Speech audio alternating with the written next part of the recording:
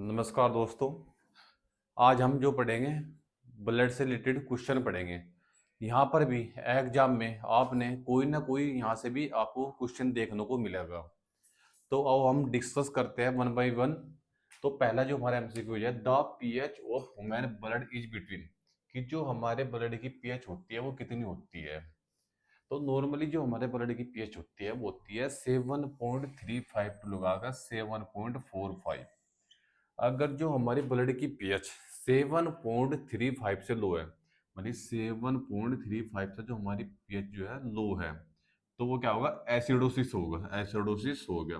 अगर जो हमारी पीएच ब्लड की 7.45 से ज्यादा है तो होगा एल्कोलोसिस हो गया। ठीक है, एल्कोलोसिस एडोसिस। जैसे एल्कोलोसिस मेटाबॉलिक होगा या रेस्पिरेटरी होगा, एसिडोसिस जब मेटाबॉलिक होगा तो हमारा या फिर रेस्पिरेटरी होगा। तो पहले ऑप्शन में दे रखा 6.5 से लगाकर 7, तो ये होगा एसिडोसिस, ये तो नहीं, इसका आंसर हो गया। ठीक है, दूसरा 8 से लगाकर 9, ये होगा एल्कोलिसिस, तो ये भी इसका आंसर नहीं था। चौथा आंसर डी 4.5, ये भी इसका आंसर नहीं था। ठीक है, तो ये हमारा पहला एमसीक्यू जो है कि ब्लड की हमारी पीएच कितनी होती है, 7.35 से लगाकर 7.45। दूसरे वाला, द ब्लड कंटेंट इज, कि ब्लड में क्या क्या क्या होता है। ब्लड में हमारे होता है 90% ऑफ वाटर, ये भी गलत। 90% ऑफ वाटर नहीं होता हमारे ब्लड में, 80% ऑफ वाटर, ये नहीं होता हमारे अडल्ट अडल्ट में, क्योंकि हम पढ़े अडल्ट के। 80% ऑफ वाटर होता है न्यूबॉर्न, जो हमारा न्यूबॉर्न होता है उसमें 80% ऑफ वाटर होता है इसके ब्लड में ना, वाटर ये होता है न्यूबॉर्न में, अडल्ट में ये भी नहीं होता। 95% ऑफ H2, तो ये भी नहीं होता अडल्ट के ब्लड में 95% H2O वाटर। या फिर है हमारा 60% ऑफ H2O, तो हमारे जो ह्यूमन बॉडी में जो है के ब्लड में है 60% ऑफ वाटर, मतलब 60% ब्लड होता है और 40% होती है सेल्स, 40% होती है सेल। तो सेल कितनी होती है, कौन कौन सी होती है, तो अब हम इसके बारे में डिस्कस करेंगे। तो जो हमारी सेल होती है, एक तो होती है आरबीसी, आरबीसी, अरे एक होती है डब्ल्यूबीसी, डब्ल्यूबीसी, एक होती है प्लेटलेट, प्लेटलेट। तो जो आरबीसी होती है, सबसे ज्यादा हमारी जो बॉडी में खून ब्लड में जो सेल होती है वो होती है आरबीसी, रेड ब्लड सेल। तो रेड ब्लड सेल कितनी होती है हमारी बॉडी में, ये होती है 4.5 से लगा के 6.7 मिलियन, मिलियन पर डेसीलीटर। मतलब कि जो आरबीसी होती है वो जो हमारे ब्लड में होती है वो होती है 4.5 से लगाकर 6.7 मिलियन पर डेसीलीटर, तो ये बहुत ज्यादा मात्रा में है ना। ठीक है, डब्ल्यूबीसी, डब्ल्यूबीसी कितनी होती है, डब्ल्यूबीसी होती है हमारे ब्लड में, होती है क्या नाम है, 4,500 से लगा के 11,000, 11,000, ये नॉर्मल होती है, कुल 4,500 तक 11,000 के बीच में। ठीक है, और जो प्लेटलेट होती है, प्लेटलेट हमारी होती है 2.5 से लगाकर 4.5 लाख, तो लाख।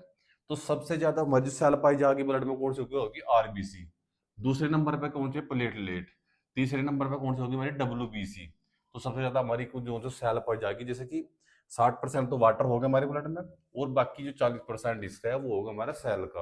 और सेल में भी सबसे ज्यादा पाई जाएगी आरबीसी, उसके बाद प्लेटलेट, उसके बाद डब्ल्यूबीसी। ठीक है, आरबीसी, जैसे प्लेटलेट, प्लेटलेट का काम क्या होता है, प्लेटलेट क्या होता है हमारा, क्या नाम है, जैसे कि जो क्लोटिंग फैक्टर का काम करता है, जैसे कहीं ब्लड का क्या नाम, ब्लड बह रहा, तो ब्लड जो बह रहा तो वहां प्लेटलेट हम वहां पहुंचती है, तो क्या करती है, क्लोटिंग फैक्टर का काम करती है, मतलब कि ब्लड को रोकने का काम करती है। डब्ल्यूबीसी हमारी क्या करती है, इन्फेक्शन के अगेंस्ट लड़ती है। ठीक है, तो ये डब्ल्यूबीसी का हमारा काम होगा। और रेड ब्लड सेल्स हमारी क्या करती है, रेड ब्लड सेल्स का जो काम हमारा, जो अगर ऑक्सीजन पहुंचाना है अपने टिश्यू को, ठीक है, तो ये हमारा आरबीसी का काम हो गया। ठीक है, उसके बाद हम पढ़ेंगे तीसरा क्वेश्चन, एक्सेसिव हीमोलाइसिस। तीसरा क्वेश्चन जो होगा हमारा, एक्सेसिव हीमोलाइसिस में result in the accumulation of which substance in body, कि जो सबसे ज्यादा हीमोलाइसिस हमारी बॉडी में हो जाए तो क्या होगा। तो आओ अब हम इसके बारे में भी डिस्कस करते हैं।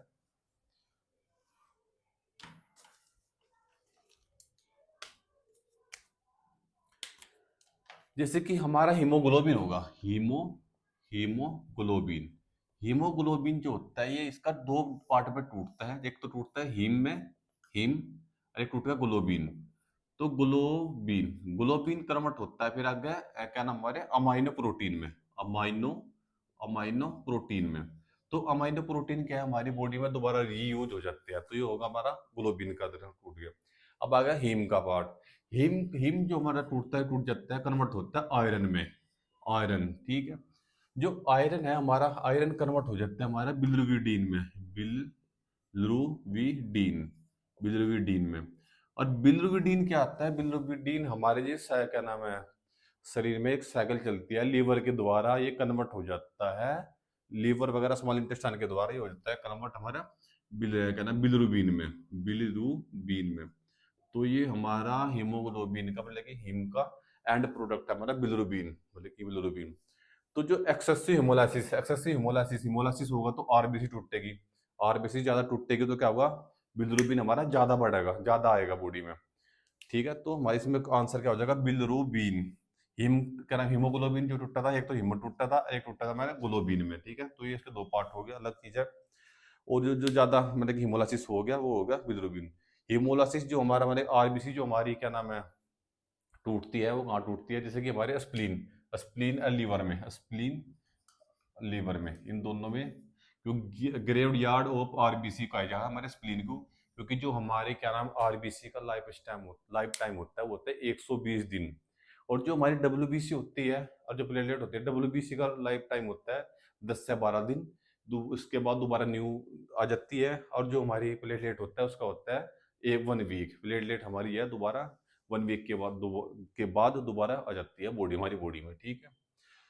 और जो हाई हम बिलोबिन पढ़ लिया। और हिम हिम हमारा जो ऑप्शन है, जो हमारा हिम क्या नाम हीमोग्लोबिन का क्या नाम कन्वर्ट पार्ट था, ग्लोबिन भी हमारा हीमोग्लोबिन से बना हुआ है। मिनरल्स, मिनरल्स क्या होते हैं, मिनरल्स जो हमारी बॉडी में पाए जाते हैं, जैसे कि कैल्शियम हुआ, फास्फोरस हुआ और तुम्हारा पोटेशियम हुआ, तो ये होते हैं मिनरल्स होते हैं। तो ये हमारा क्या नाम इसकी तीसरे एमसीक्यू के बारे में बात हुई। अब हम चौथा पढ़ेंगे, all of the following are plasma protein found in blood except, except पूछा। एम्स में मतलब कि एम्स वगैरह में जो भी हमारे एग्जाम होते हैं वो अब थोड़ा टेक्निकल क्वेश्चन पूछना का, कि पूछ रहा है सीधे सीधे क्वेश्चन कम पूछना का, कि except, list common, most common, इस टाइप से क्वेश्चन आते हैं इसमें। तो इनने क्या पूछा कि all of the following plasma protein found in the blood, कि हमारे ब्लड में कौन कौन से प्लाज्मा प्रोटीन पाए जाते हैं एक को छोड़कर। तो प्लाज्मा प्रोटीन कौन कौन से पाए जाते हैं, एक तो पाया जाता है हमारी बॉडी क्या नाम ब्लड में एल्बुमिन पाया जाता है, और एक हमारे ग्लोबिन पाया जाता है, एक फाइब्रोनोजन पाया जाता है। मायोसिन, मायोसिन नहीं पाया जाता। मायोसिन क्या होता है, मायोसिन होता है हमारे मसल्स में, मसल्स में। तो मायोसिन का क्या मसल्स में होता है, मसल में क्या है, मसल के कॉन्ट्रैक्शन के करवाने, कॉन्ट्रैक्शन करवाता है मसल्स में, ठीक है। तो आओ हम इसके क्या नाम जो हमें क्या नाम है प्लाज्मा प्रोटीन पढ़े, तीनों के बारे में थोड़ा पढ़ लेते हैं प्लाज्मा प्रोटीन के बारे में।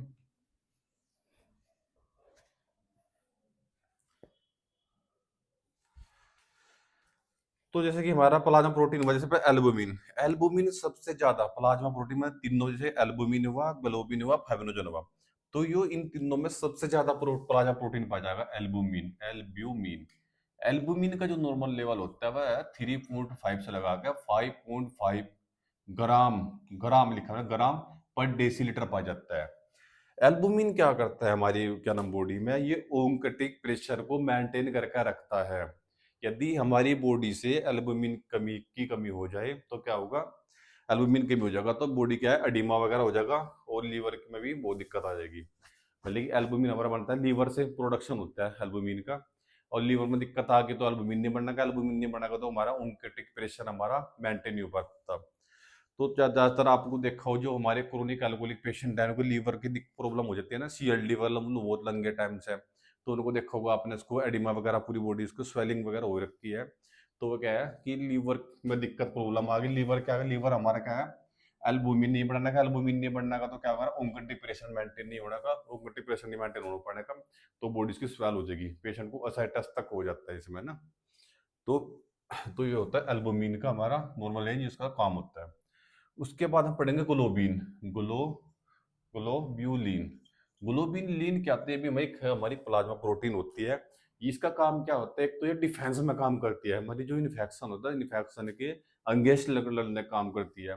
ये क्या काम करती है कि ग्लोबिन एक तो इन्फेक्शन से लड़ने का होगा एक तो, और एक इसका होगा ट्रांसपोर्टेशन का काम, कि एक स्थान से दूसरे स्थान को ये पहुंचाने का काम करती है। और एक होगा इसका काम क्लोटिंग, ये क्लोटिंग फैक्टर मतलब क्लोटिंग का भी काम करती है। क्लोटिंग, क्लोटिंग ब्लड को जहां जैसे ब्लड बह रहा है वहां से क्लोट कर देगी, मतलब कि वहां से ब्लड को नहीं बहने देगी।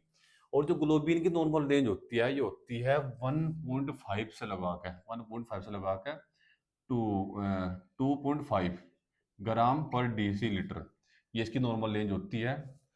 और इसके बाद हम पढ़ेंगे तीसरा जो प्लाज्मा प्रोटीन है, फाइब्रोनोजन। फाइब्रोनोजन, फाइब्रो ये तो पहला हो गया, दूसरा होगा तीसरा फाइब्रोनोजन। फाइब्रोनोजन की जो नॉर्मल वैल्यू होगी 200 से लगा के 400 400 मिलीग्राम मिलीग्राम पर डेसीलीटर। जो हमने पढ़ाई देख, हमने सबसे ज्यादा ये पढ़ा है ग्राम पर डेसीलीटर, ये भी हमारा ग्राम पर डेसीलीटर है।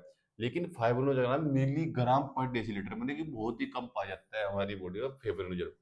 फाइब्रोनोजन का क्या मतलब है कि क्लोटिंग का काम करता है, जो हमारे ब्लड का, जैसे ब्लड हमारा बह रहा है और जैसे कि हमारे कोई इंजरी होगी तो फाइब्रोनोजन वहां पर पहुंचेगा, पहुंचने पर क्या करेगा, वहां क्लोटिंग स्टार्ट कर देगा, जिससे वहां खून रुक जाएगा।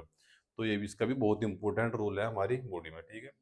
तो हमारा चौथा एमसीक्यू जो है कि हमारे प्लाज्मा प्रोटीन कौन कौन से होते हैं, एक को छोड़कर।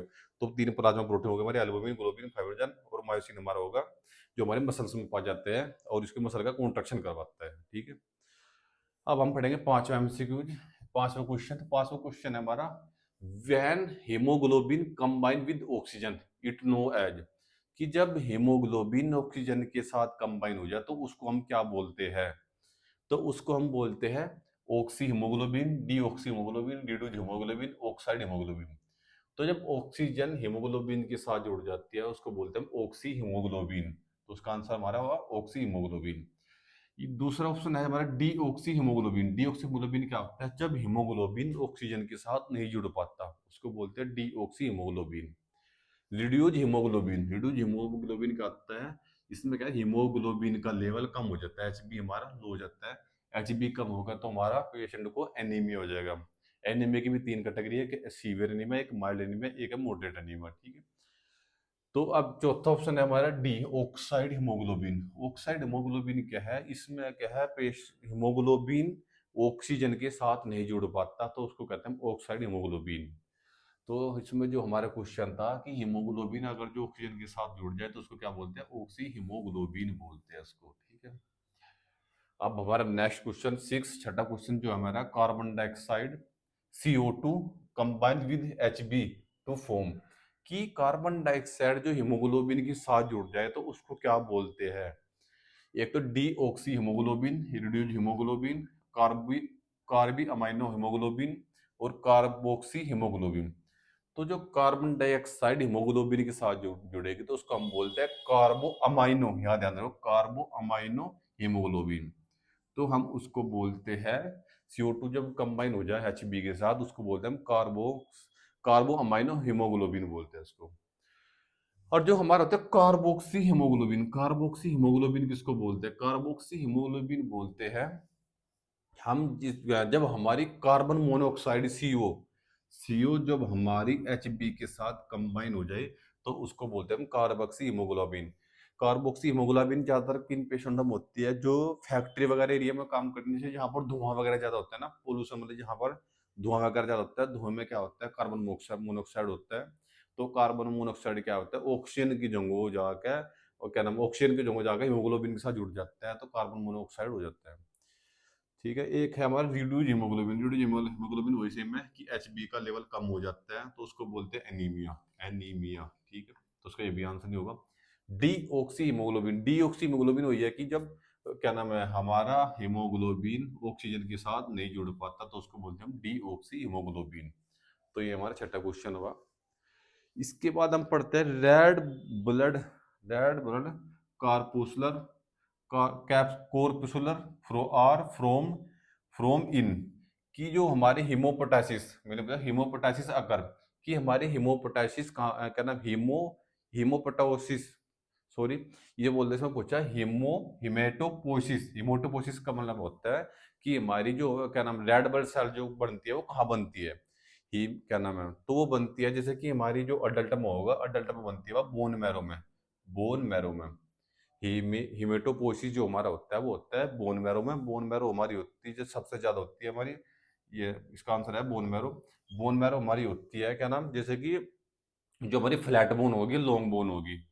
तो फ्लैट बोन और लॉन्ग बोन कौन सा होगी, जैसे हमारा होगा स्टर्नम होगा, स्टर्नम, स्टर्नम में ज्यादा पाया जाएगा बोन मैरो। और हमारा जैसे कि स्टर्नम होगा, रिब्स होगा, रिब्स, रिब्स में पाई जाएगी। और हमारा जैसे कि पैल्विक बोन में इलियक बोन, इलियक बोन में पाई जाएगी। और क्या नाम, इलियक बोन हो गया हमारा, इलियक बोन। और एक वर्टिब्रा, वर्टिब्रा में भी हमारे बोन मैरो पाया जाता है। और जो हमारी लॉन्ग बोन होती है, लॉन्ग बोन, लॉन्ग बोन जैसे कि हमारी वो हो गया फीमर होगी, फीमर में पाया जाता है, फीमर के जो हमारे लॉन्ग बोन के एंड पार्ट पाया जाता है जो बोन मैरो, फीमर हो गया। और क्या नाम है, टीबिया होगा, टीबिया हो गया। और हमारा क्या नाम, टीबिया होगा, फीमर होगा, हुमरस हो गया, हुमरस होगा। तो जो हमारी लॉन्ग बोन है उसमें भी हमारा बोन मैरो पाया जाता है। तो वहां पर हीमोपोटोसिस की हमारी क्या आरबीसी का फॉर्मेशन होता है, ठीक है। इसके बाद पढ़ेंगे which organ is the primary site of haematopoiesis in the foetus before mild pregnancy, mid pregnancy, sorry mid pregnancy. तो जो है हिमेटोपोसिस, हिमोटोपोसिस जो है कहाँ होता है, क्या नाम, मिड प्रेगनेंसी में। तो वो होता है लीवर में, वो होता है लीवर में।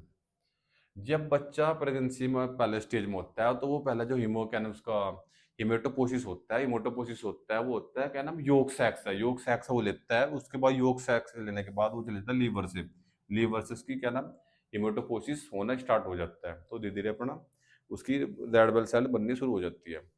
नॉर्मल जो हमारे क्या नाम है बेबी का वेट होता है वो होता है 2.5 से लगा के, 2.5 से लगा के क्या नाम 3.5 kg, ये नॉर्मल होता है।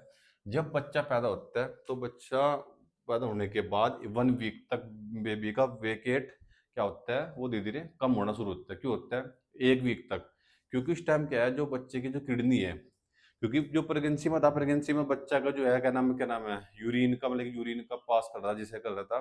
तो बच्चा जैसे बाहर आ होगा, इन्वायरमेंट में होगा, तो उसकी जो किडनियां थोड़ी मैच्योर होगी, मैच्योर होगी तो क्या होगा जैसे कि वो क्या नाम बच्चे की बॉडी में 80% ऑफ वाटर था, मतलब कि जब न्यूबॉर्न था उसकी बॉडी में 80% ऑफ वाटर है। तो वो धीरे धीरे क्या होगा किडनी के थ्रू बाहर करना शुरू होगा। तो उसमें क्या होगा उस टाइम पे पहली वीक में घबराए नहीं, तो उसमें क्या है बच्चे का वेट थोड़ा रिड्यूस हो जाएगा, ठीक है। उसके बाद 1 वीक के बाद धीरे धीरे उसका बच्चे का वेट बढ़ता चले जाएगा। अगर जो बच्चा हमारा 2.5 से किलो से कम है तो उसको हम बोलते हैं लो बर्थ वेट बेबी, ठीक है। तो लो बर्थ वेट जो बेबी होते हैं हम उसको बोलते हैं, एक तो बच्चों को आप केएमसी प्रोवाइड करो, kangaroo mother care. Kangaroo mother care में क्या होता है कि जो मदर होती है या फैमिली का कोई भी मेंबर है उसको अपने शरीर से चिपका के रखना है, ठीक है। कि चिपका कर रखोगे तो क्योंकि उसका बॉडी का क्या बेबी का बॉडी टेम्परेचर भी मेंटेन रहेगा, ठीक है। तो ये हमारा आज हमें क्या नाम ब्लड से रिलेटेड एमसीक्यू के बारे में डिस्कस किया। तो होपली आपको यहाँ से एग्जाम में बहुत हेल्प मिलेगी, ठीक है दोस्तों। तो आगे हम मिलते हैं आगे नेक्स्ट क्लास में। Thank you very much.